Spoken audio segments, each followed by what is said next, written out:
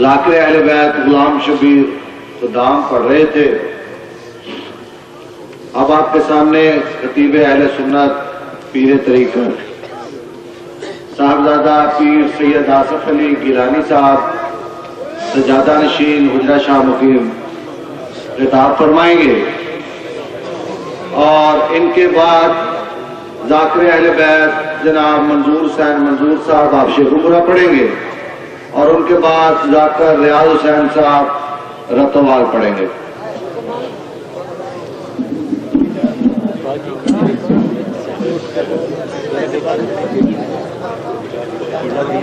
طالب حافظ صاحب ایک دو ربائی آپ کو سنائیں گے۔ یہ پیر صاحب کا فرمان ہے، ان کے فرمان کے مطابق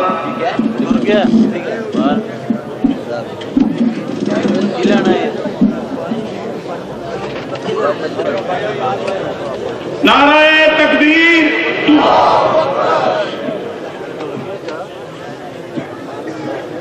نعرہ رسالت،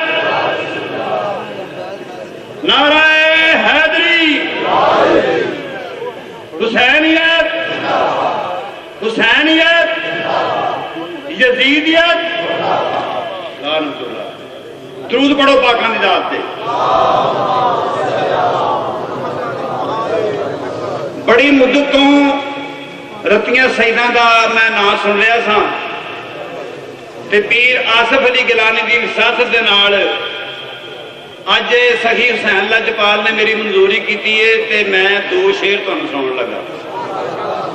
پنجابی شاعر سرکار اختر جمیل سرکار نے فرمایا سی کہ سویرے تم رج کے سنا گے، تے دو شعر سن لو۔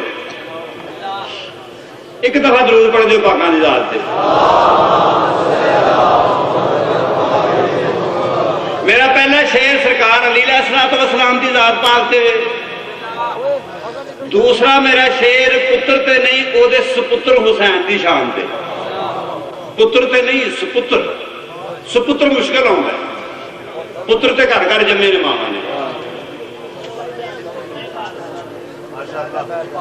شعر نظر کرن لگا اہل کلمہ کو اجازت لے کے۔ نبی پاک دے موڈیاں تے چڑھ کے، نبی پاک دے موڈیاں تے چڑھ کے بت کعبے چوں علی توڑ سکدا۔ نبی پاک دے موڈیاں تے چڑھ کے بت کعبے چوں علی توڑ سکدا۔ جیب اپنی دے کے منہ دے وچ علم علی تے نبی نچوڑ سکدا۔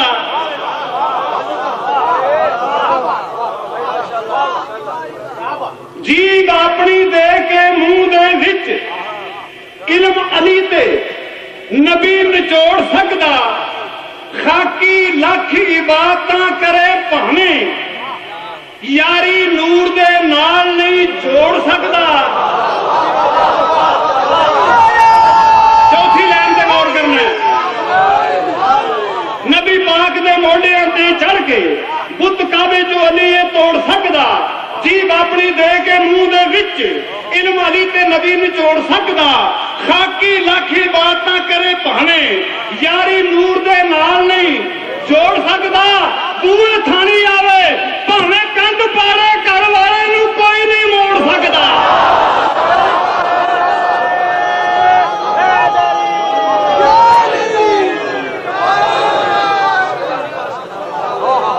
مہربانی۔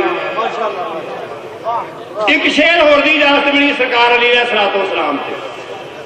الفلاح نے علی دا نزول کر کے تے نظام کیڑا بدل دیتا۔ الفلاح علی دا نزول کر کے منفرد دا کعبے نو موڑ دیتا۔ الفلاح علی دا نزول کر کے منفرد دا کعبے نو موڑ دیتا۔ پھر آکھیا میں جسم رکھدا نہیں، کنے اللہ نے۔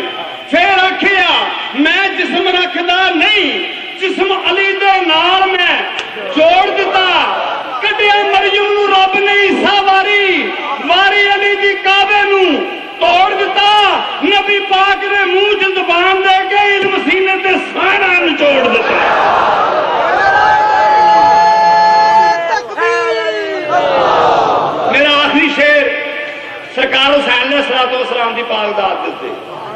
समझना तुसा है, मैं वजाहत नहीं करनी। गल चिट्ठी है, पहलों गल चिट्ठी पहलों फेर करन लगा। रैन दिन विचों, दिन रैन विचों, रैन मैंने रात, रैन दिन विचों, दिन रैन विचों मेरी गल नूं आकला सुट ना पाई। चैन दुख विचों, दुख चैन विचों मेरी गल नूं आकला सुट ना पाई। चैन दुख विचों, दुख चैन विचों गर्द दुनिया दी इंज चलदी है।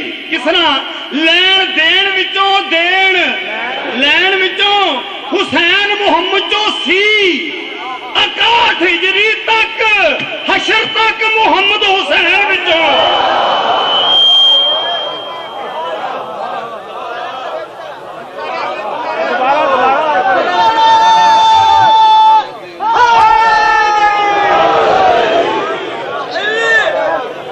गल चिट्ठी पहलों फेर करने लगा। रैन दिन विचों, दिन रैन विचों मेरी गल नूं आकला सुट ना पाई। चैन दुख विचों, दुख चैन विचों गर्द दुनिया दी इंज चलदी है।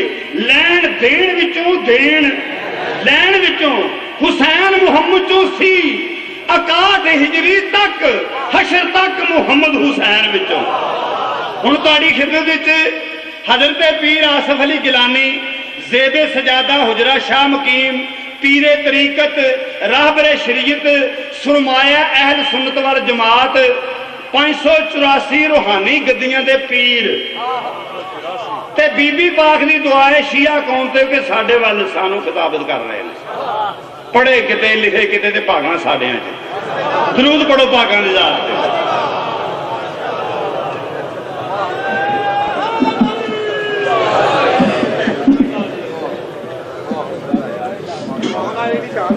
आप तुझे बताऊं अली किसे कहते हैं?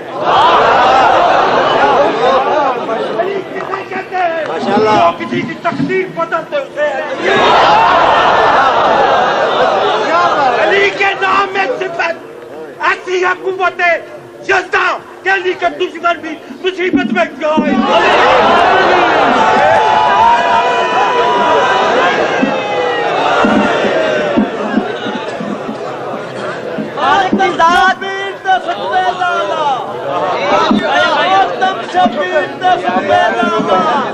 मेरी सारी उम्र बचा गई, अजय बेअकला तेन अकल नहीं आई। तोरे तारी नाश्ते आ गई, ये हक दी गल ते पड़ते पांदा। ओ तेनू जमदिया क्यों नहीं खा गई? ओ या जमदिया तेनू जहर दे दी किवें अपनी नस्ल बता।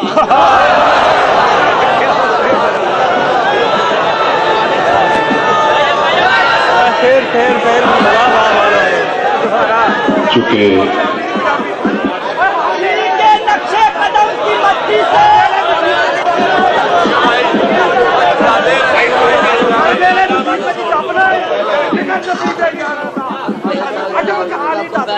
थोड़ा जिक्र दियो ना चाह रहा था। तारीख वेख के खोल के वेखदा सही तेनू तेनू पता नहीं गाल में दसना वा। इको ते गल अजपाल दा ही बाकी जिक्र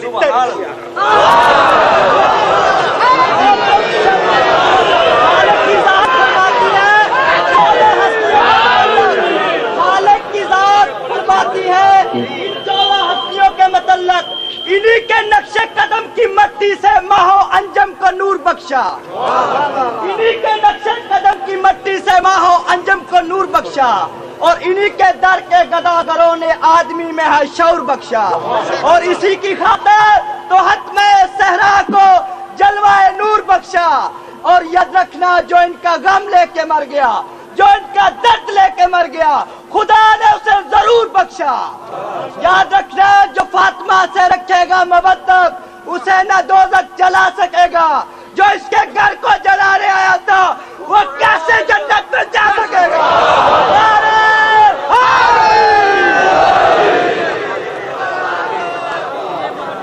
चुके ये हुसैन का जिंदाबाद है।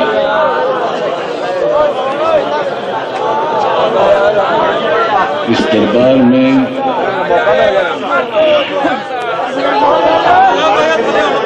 دربار مانگنے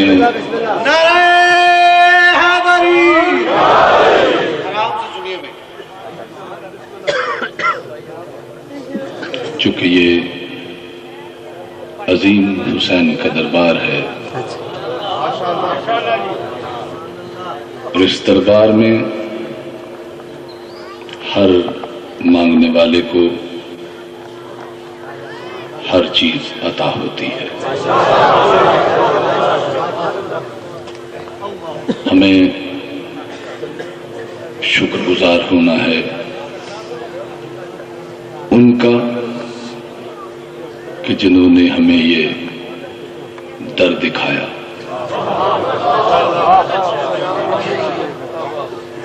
وہ ہمارے والدین ہوں یا استاد ہوں یا علماء کرام ہوں،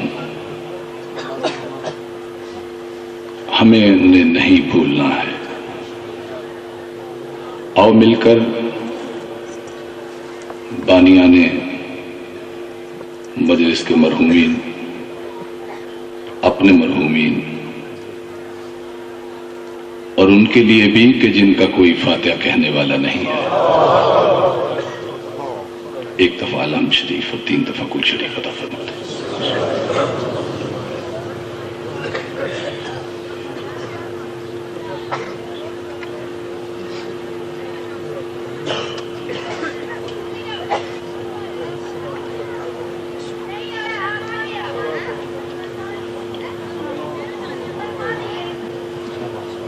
نحمدہ نصلی علی رسولہ الکریم.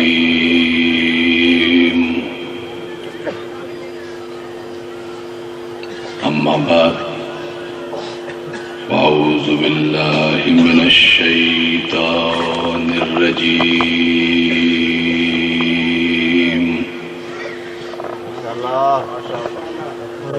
بسم اللہ الرحمن الرحیم.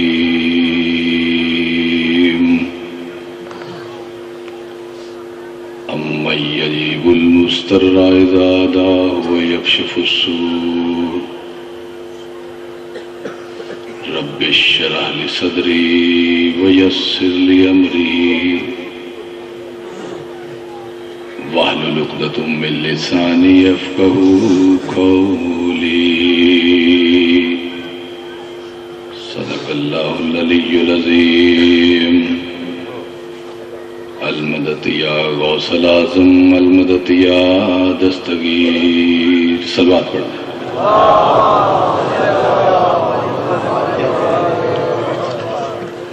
دل کی اتھا گہرائیوں سے شکر گزار ہیں کہ آپ اپنی ان عظیم اجتماعوں میں ہم اہل سنت کو بلا کر دنیا اسلام کو یہ پیغام دیتے ہیں کہ دنیا والوں اور بالخصوص پاکستان میں بسنے والوں، آؤ حسین کا دربار سب کے لیے کھلا ہے.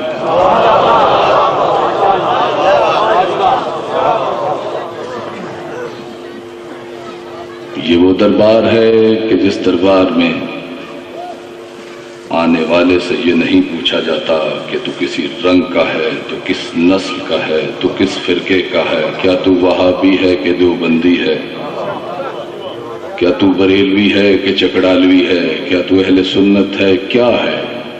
یہاں تو آنے والے سے یہاں تک نہیں پوچھا جاتا کہ تو یہودی ہے یا ہندو ہے. یہاں کالے گورے کے فرق کو بھی نہیں دیکھا جاتا. یہاں عالم و جاہل کے فرق کو بھی نہیں دیکھا جاتا. حتیٰ کہ یہاں یہ بھی نہیں دیکھا جاتا کہ یہ عربی ہے یا اجمی ہے. بس ایک بات اور صرف ایک بات جو دیکھی جاتی ہے وہ یہ کہ کیا آنے والے کے دل میں محبت اہل بیت ہے یا نہیں۔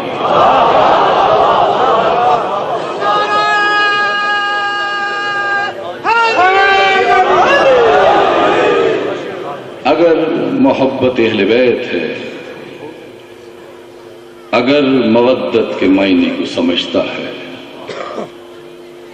تو ہر شخص یہاں آ سکتا ہے، اور جو مودت کے معنی کو نہ سمجھے، جو محبت اہل بیت کو نہ سمجھے، وہ یہاں آ نہیں سکتا، اس لیے کہ نجس ان کے قریب رجس آ ہی نہیں سکتا۔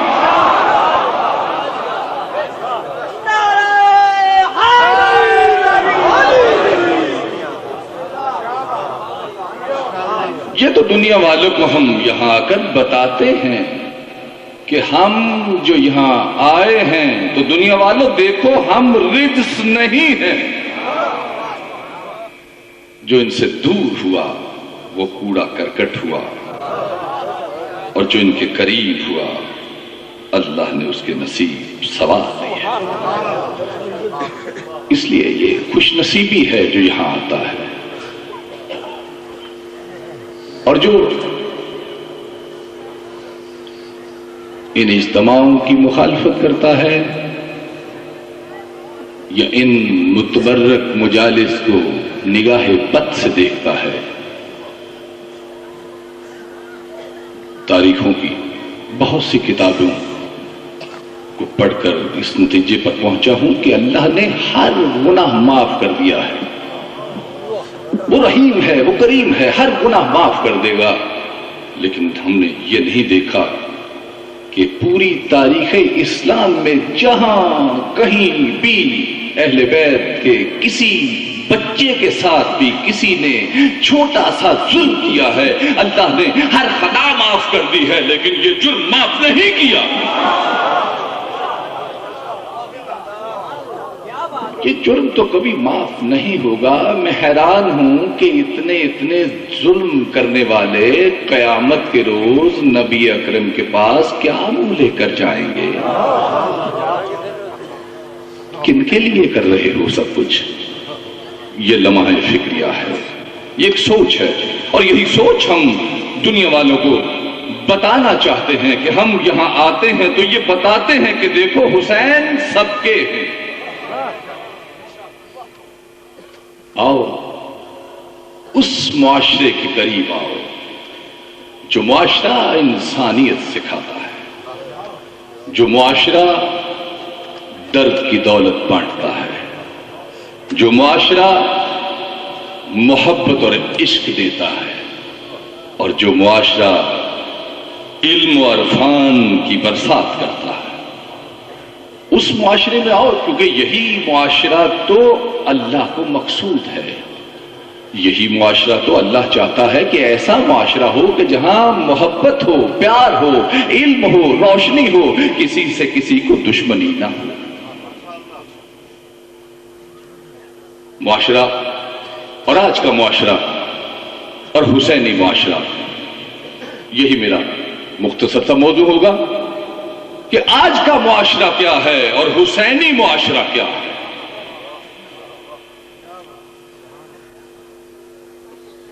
اور معاشرہ ہوتا کیا ہے،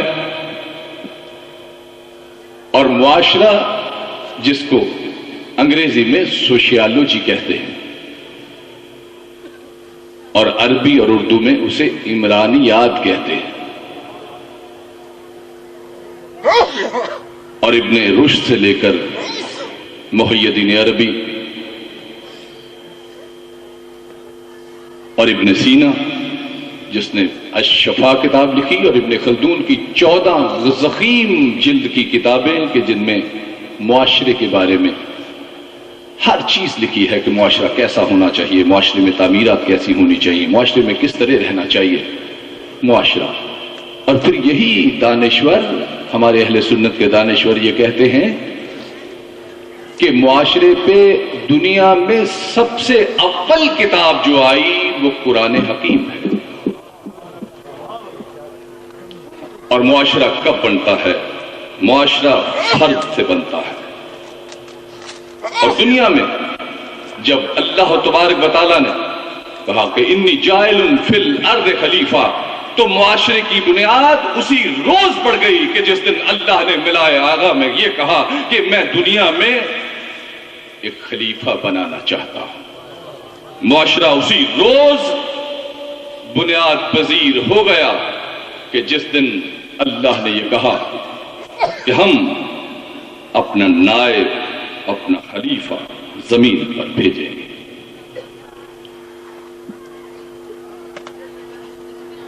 آدم آئے، انہوں نے ایک معاشرہ بنایا۔ آدم کے بعد نوح آئے، نوح نے پھر ایک معاشرہ بنایا۔ نوح کے بعد ابراہیم آئے، ابراہیم نے ایک معاشرہ بنایا۔ ابراہیم کے بعد عیسیٰ آئے، عیسیٰ نے ایک معاشرہ بنایا۔